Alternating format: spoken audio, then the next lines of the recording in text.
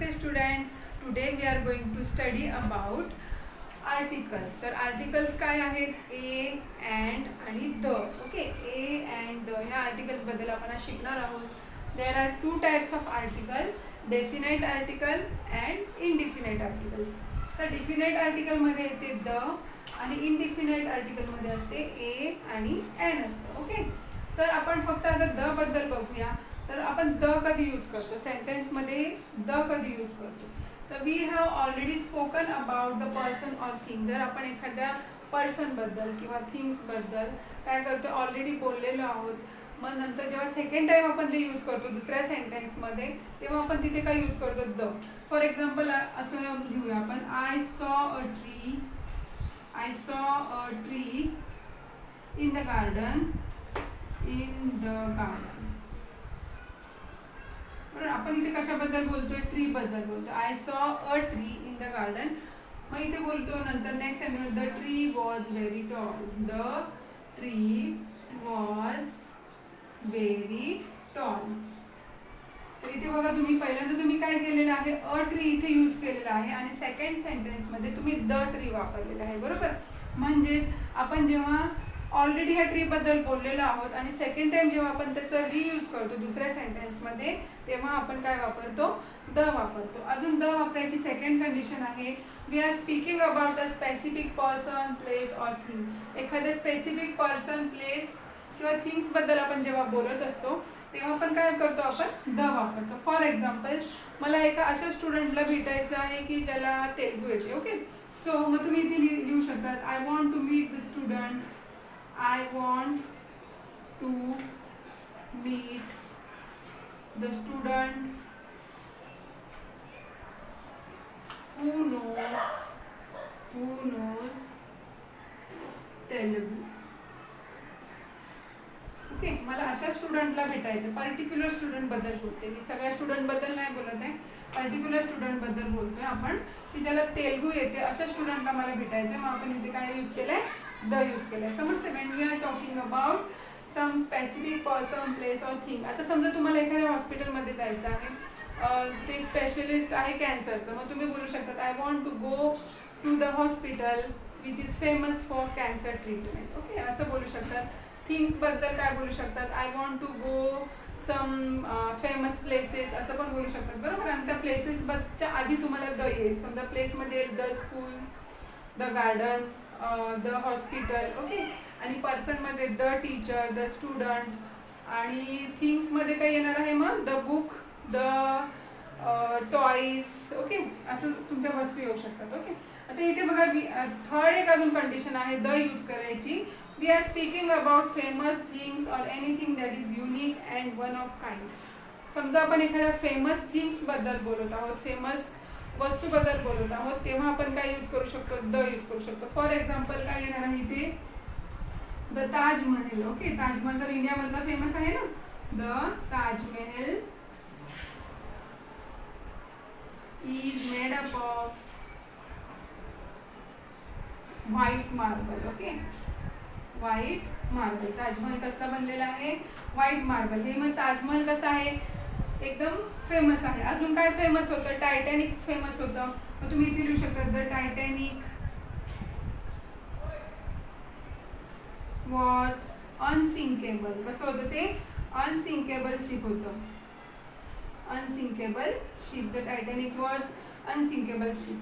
हे होतं फेमस बद्दल. आणि अजून कशासाठी आपण द यूज करतो? The things, anything that is unique and one of it kinds. असं काहीतरी जे युनिक आहे आणि त्या प्रकारचं ते एकच आहे. फॉर एक्झाम्पल, द सन तर एकटाच आहे, म्हणून आपण काय बोलू शकतो? The sun rises in the east. आता इथे बघा, तुम्ही इथे द ईस्ट आणि द सन यूज केलेला आहे, बरोबर. द ईस्ट आणि द सन. तर सॉरी, द सन लिहिलं नाही. The sun rises in the east. The sun use केलेला आहे तुम्ही इथे, कारण सन पण काय आहे? त्याच्या काइंडचं एकच आहे आणि ईस्ट काय आहे, एकच डायरेक्शन आहे, आपण तिला ईस्ट बोलतो, बरोबर की नाही. अशा ही एक ईस्ट आहे, ती एक ईस्ट आहे असं नाही, एकच डायरेक्शन असते ती ईस्ट असते.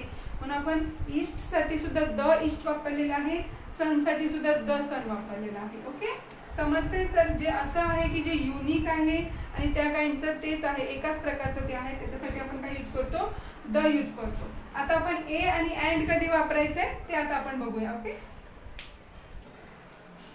तर ए आणि अँड कधी यूज करतो आपण, a an is use before any singular countable noun. कधी यूज करतो आपण, सिंग्युलर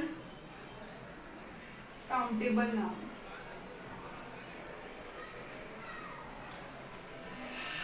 सिंग्युलर काउंटेबल नाउनच्या आधी आपण काय यूज करतो, ए अँड एन. हे इंडिफिनाइट नाउन आहे. तर तुम्हाला कधी कधी एक्झामला क्वेश्चन येतो, identify the indefinite noun, identify the definite noun, असा क्वेश्चन येतो. म्हणून मी तुम्हाला इथे डिफिनाइट आणि इंडिफिनाइट असं पर्टिक्युलरली इथे मेन्शन केलेलं आहे. ओके, तर ए कधी यूज करतो आता आपण ते बघूया. तर a is use before the words that begin with the consonant. Consonant तुम्हाला माहितीच आहे, a, E, I, O, you हे 5 ओवेल्स असतात. आणि ह्या ओवेल्सच्या व्यतिरिक्त जे वर्ड्स असतात, जे अल्फाबेट्स असतात, त्या अल्फाबेट्सच्या आधी काय यूज करतो, ए यूज करतो. फॉर एक्झाम्पलमध्ये आपण लिहू शकतो इथे, एक्झाम्पलमध्ये अ रॅट. ओके, अ रॅट, अ लॉग, अजून लिहू शकतो अ बॅट, अ बुक. बरोबर, इथे बघा सगळे सिंग्युलर आहे, मेनी नाही आहे, बरोबर की नाही. मग हे singular, any singular countable noun असेल आणि जे बिगिन विथ काय आहे, कन्सोनंट. कन्सोनंटनी स्टार्ट होणारा कोणताही वर्ड आहे त्याच्या पुढे काय लिहितो आपण, ए लिहितो. ओके, तर मग त्याच्यामध्ये पण एक्सेप्शन आहे. तर इथे बघा तुम्हाला माहिती आहे, एच पण काय आहे, कन्सोनंट आहे. पण जेव्हा एखादा सायलेंट एच वाला वर्ड असेल, for example hour, an hour, an hour. Hour म्हणजे तुम्हाला माहिती तास, 1 तास 2 तास होतं ना. तर अँड आवर, एच काय आहे, कन्सोनंट आहे, तरी पण आपण त्याच्या आधी काय लिहिलंय, एन लिहिले, ए नाही यूज केलंय, एन लिहिलेलं आहे. बिकॉज एच काय आहे, सायलेंट आहे आणि त्याच्यानंतरचा जो वर्ड आहे तो काय आहे, कन्सोनंट आहे. म्हणून जे सायलेंट एचने सुरू होणार, अजून काय असते सायलेंट एच वाला word, an honest man, honest man किंवा an honest cab seller. Okay, तर अँड ऑनेस्ट, अँड आवर हे काय आहे, एक्सेप्शन आहे की हे कन्सोनंट असून सुद्धा आपण त्याच्या पुढे ए नाही लिहू शकत. काय लिहितो त्याच्या पुढे, एन लिहितो. ओके, तर ए यूज करायच्या आधी एक एक्सेप्शन लक्षात ठेवायचं आहे की सायलेंट एच असेल तर त्याच्या आधी एन द्यायचं, ए नाही द्यायचं. आता एन कधी वापरायचं आपण ते बघूया. तर आपण एन कधी यूज करतो ते बघूया.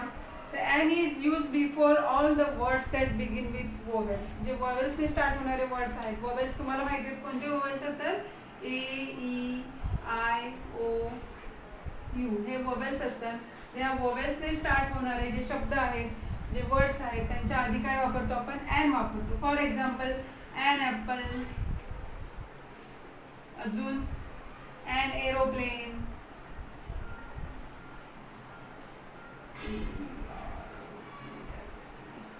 अजून एन एग,